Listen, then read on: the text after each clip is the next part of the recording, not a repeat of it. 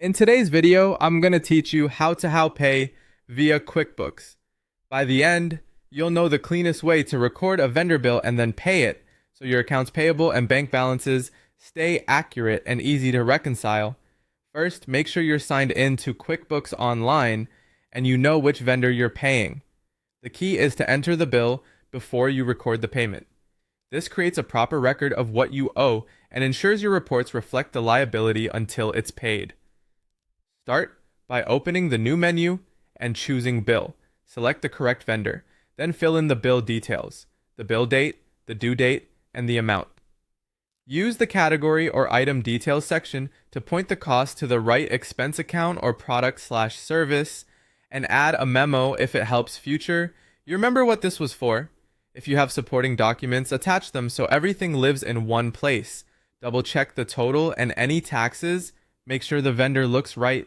And when you're confident the entry is complete, choose Save and Close. At this point, the bill appears in your payables and is ready to be paid. Now it's time to record the payment. Open the new menu again and choose Pay Bills. At the top, pick the payment account you're using, like your checking account. This tells QuickBooks where the money will come from.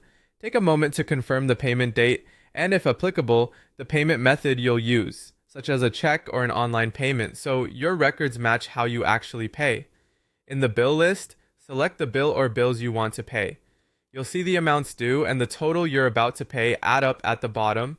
If you're paying just part of a bill, you can adjust the amount in the payment column so it reflects a partial payment, and QuickBooks will keep the remaining balance open. If you have vendor credits or discounts already recorded, they'll appear and can be applied here so you don't overpay. Give everything a final review: payment account, date, selected bills, and total. When it all looks correct, choose Save and Close. QuickBooks moves the bill from outstanding to paid and records the withdrawal from your bank account, keeping accounts payable accurate.